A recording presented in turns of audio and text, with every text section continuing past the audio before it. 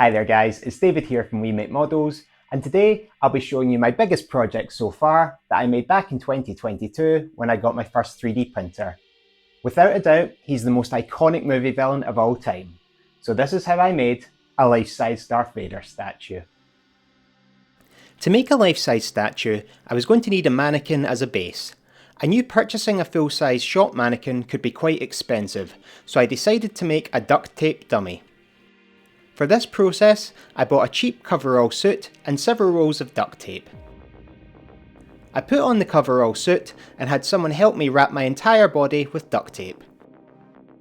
Once I was fully wrapped, the person helping me carefully used scissors to make a cut down the back of the neck and cuts at the end of each arm sleeve and leg hem. Once I had the duct tape suit, it was time to build a frame to act as the skeleton for the dummy. I used PVC plumbing pipe, which can be bought cheaply. I used a mixture of T-shaped and curved joining pieces to connect it all together. I laid the duct tape suit flat on the ground and placed the long pipes on top of it so I could measure where to cut them. Once the longer pipes were cut to size, I arranged all the pieces on the floor. I attached the frame together using white electrical tape. I then laid the suit over the frame I had made and added some staples to the ankles and then duct taped the closed gaps to the base of the frame. I purchased some stuffing online and began to pad out the empty suit.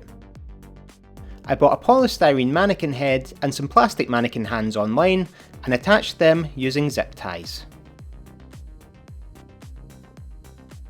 For the base of the dummy, I made a rectangular frame and used some T-shaped connectors in the middle facing upwards. This would allow the dummy's legs to connect into it. I filled this section with sand to weigh it down and capped the T-connectors off with large bottle caps to stop any sand spilling out. With the dummy complete, I needed the base fabric materials for Darth Vader before 3D printing the solid parts of his outfit. So I purchased the undersuit and tunic, and gloves and cape online. It was then time to start 3D printing the solid pieces. The files I'm printing were printed on my old Elegoo Neptune 2 FDM printer. This printer was much smaller than the one I use now, so most of the parts you'll be seeing were printed in multiple pieces. The mask was cut into 4 pieces and then superglued together. I also used a soldering iron to melt the plastic on the inside together. Just to confirm, I did use a respirator while doing this and opened the windows wide so the room I was working in was well ventilated. I removed these teeth, if you want to call them that, as they never printed correctly. Then I added the first coat of wood filler and sanded it back to get rid of any layer lines. I used this yellow filler primer I bought from a Halford store here in the UK and ended up with something resembling a creepy Homer Simpson.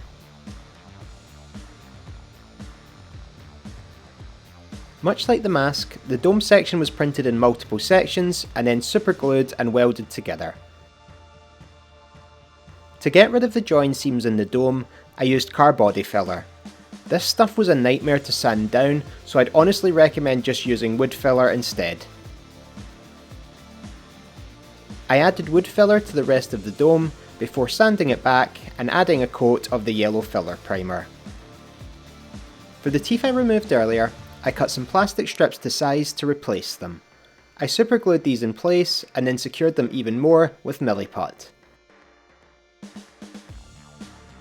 I then attached the mask and dome to some paint cans and added a coat of grey primer, followed by a coat of gloss black. This was now finally starting to look like Darth Vader.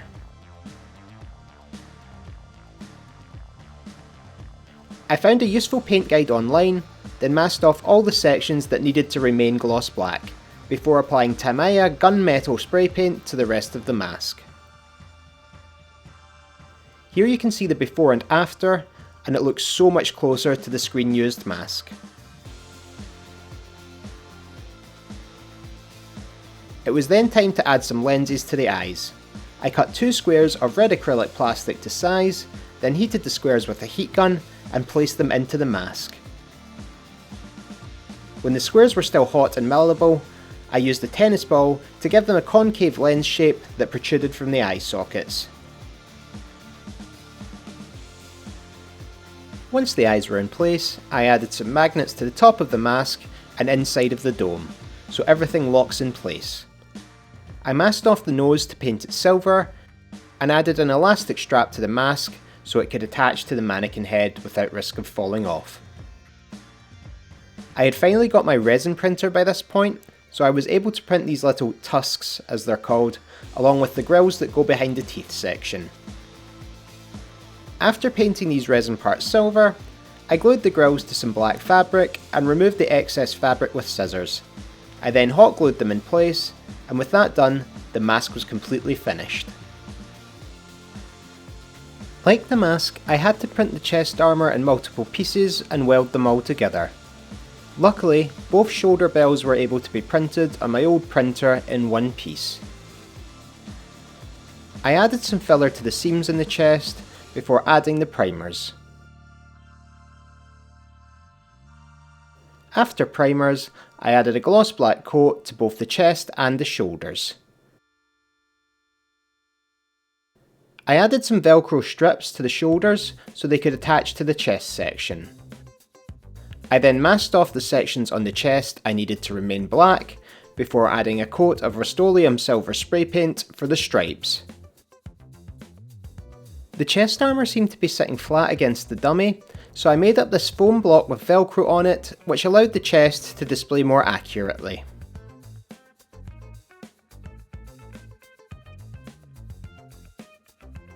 The chest box was printed as a single piece, and the buttons were printed separately. As you can see, the chest box was looking pretty rough, but I've gotten much better at printer settings since then. The switches had pegs on the back of them, so I marked out some lines to drill holes in the chest box for them to go in place. Everything got a coat of wood filler and primer. I then painted the chest box gloss black and everything else silver, apart from the switch on the left, which is meant to be white. Using the same red acrylic plastic I used for the eyes, I cut out 4 sections of red, 1 for the bigger button and 3 for these smaller buttons here. I hot glued a light box to the inside of the chest box. Finally, I added canvas straps and buckles to the back panel, so I was able to attach the chest box to the mannequin. The next section to work on was the belt. I managed to print the main buckle on one build plate. I then printed the boxes that go on either side of the buckle, and after everything had a coat of yellow filler primer, it was sanded back and given a coat of grey primer. Just like the chest box, I added a light pack to each of the belt boxes. Once the back panels were added to the boxes and buckle, I was able to slide these pieces over a leather belt which fastens at the back of the dummy so the real metal buckle can't be seen. I painted the 12 dials and middle of the buckle silver and then painted all the other parts gloss black. When I got my resin printer in 2023, I was able to print the transparent buttons and grills. I also backed the grills with some duct tape so no light would bleed through. The cod piece was printed in 4 separate parts and then superglued and welded together. I cladded the entire thing in this plastic leather. This was a tedious process involving a lot of superglue, but I think it turned out well. To attach the cod piece to the belt buckle, I used another strip of the plastic leather and some small screws. Before finishing off the legs of the statue, I needed a more solid base for them to stand on. So I built an MDF box to house the original PVC pipe base filled with sand. Once I had cut all the box pieces to size, I temporarily duct taped them together to make sure the original base would fit inside. I then used PVA wood glue and screws to permanently attach it together. I used a wood plane and an electric sander to even out any rough edges. To get the top lid of the box to fit, I had to use circular saw drill bits to cut out 2 holes so it would fit over the pipe connection points. I wanted the original base to stay perfectly in place within the box, especially if I would have to lift the statue off the base occasionally. So I used a couple cans of expanding foam to fill out the cavity. To get the lid to sit flush again, I had to saw away the excess foam with a knife and sand it flat. I then attached the lid permanently with PVA glue and screws. I temporarily fixed the base to some old paint cans and took it outside to prime and then paint it with gloss black paint. To finish this project, I purchased these black Wellington boots and managed to drill a hole in the sole of each, which wasn't easy as the thick rubber was really difficult to cut through. However, this allowed the boot to fit through the PVC pipe leg of the duct tape dummy and onto the connection point on the base. Once the boots were on, I printed each shin piece in 4 different sections and welded them together. Just like all the other FDM printed parts, they got a coat of wood filler, were sanded back, and then primed and painted gloss black. To attach the shins to the boots, I cut 4 elastic strips to size and then superglued 2 to each shin.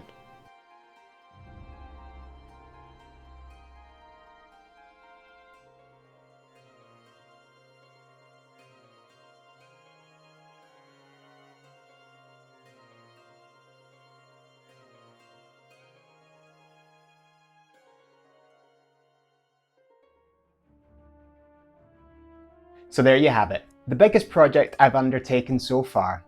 I'd definitely like to make another life-size figure in the future, so let me know your suggestions in the comments below. For those of you who are new to the channel, I've been posting projects like this for over a year now.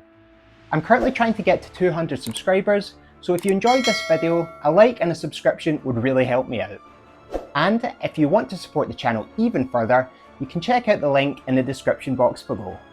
And as always, thank you for watching.